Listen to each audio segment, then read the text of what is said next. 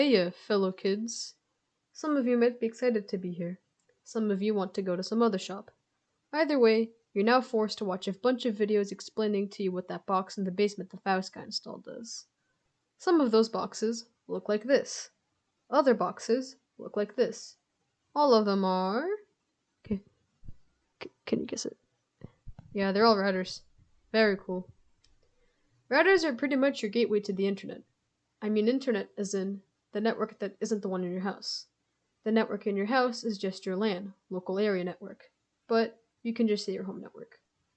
These days, most home routers are an all-in-one router, switch, firewall, DHCP server. It's pretty neat.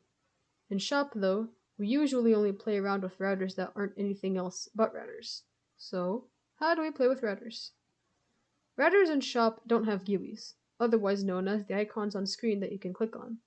Instead, you have to stare at a terminal, which is a blank screen with nothing but text in it.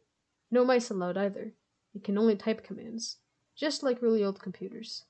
Speaking of computers, you need them in order to configure the router, otherwise known as consoling in.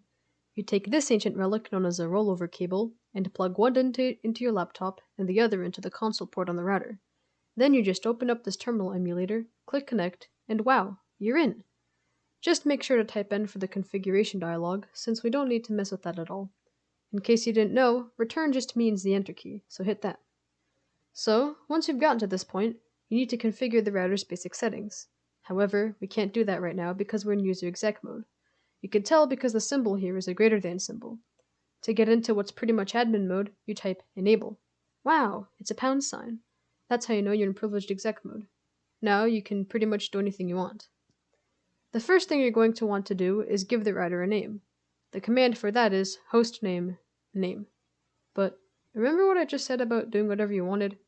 I lied. Sort of. Here's a visual. Right now, you're here at the top. That's privileged exec mode.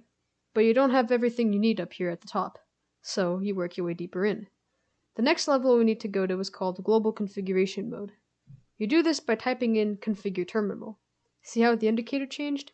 It says config to let you know that you're in this mode. Anyways, now you can actually configure the router. So go ahead and type hostname name in, with the name being whatever you want it to be. You pretty much want to name your router so that you can better keep track of them. In this case, we'll use R1. Now that you've named the router, it's time to tell the world to stay away. You don't want anyone just coming into your router and messing with the settings, after all. In order to do that, you create a message that appears whenever someone enters the router. The command for this is banner motd pound your message here pound.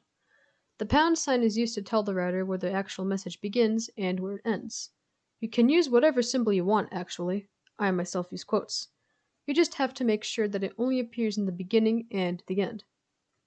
Anyways, the message itself will usually go something along the lines of unauthorized access prohibited.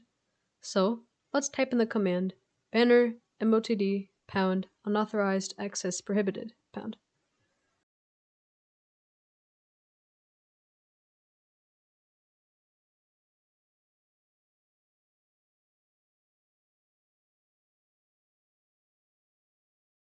Of course, telling someone they shouldn't do something won't really stop them from doing it. That's why we configure passwords. But before we do that, let's enter the command service password-encryption. This lets the router encrypt any passwords on it. It's a pretty weak encryption since it isn't exactly randomized, but it's better than nothing. It doesn't matter if you run this command before or after configuring passwords, by the way. Now, onto the passwords. First, let's configure the password to privileged exec mode. This basically stops anyone from immediately being able to just enter the most powerful mode in the router.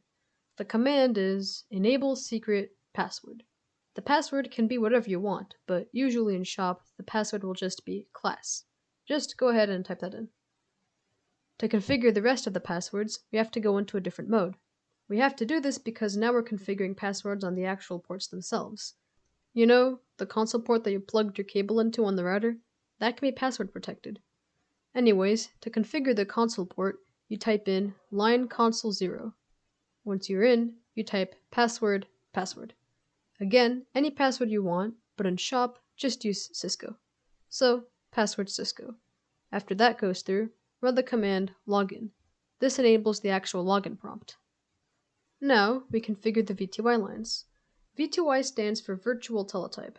These aren't real ports, they only exist virtually. They are what allow you to configure the router over the internet instead of in person, but we don't have to worry about that part right now. Anyways, we have to leave this line mode by typing exit, which sends you back one mode. Once you've done that, just type in line VTY 015. What the numbers mean is that we're configuring all 16 VTY lines at the same time, from number 0 to number 15. Anyways, once you're in, just do what you did when configuring the console port. Type in password Cisco, then login, and that's it. Now, type in end to send you all the way back to privileged exec mode. All we have to do now is type copy running-config startup-config. What this pretty much does is save your configurations.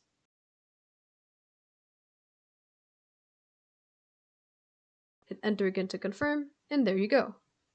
But these commands are so long, you might be saying. And you're right, but it doesn't have to be like that. You see, the router can basically autocomplete whatever you type if you type enough letters that the router knows for sure what you mean. For example, when entering privileged exec mode, you can't just type E since there's more than one command that starts with E. But if you type EN, then the router knows that means enable. The shortest shortcuts for the commands I showed you are on screen, so pause if you need to read them. As you can see, some of these shortcuts are more useful than others. Now, I go back to installing Arch Linux. Uai, Celine, o que você estava fazendo?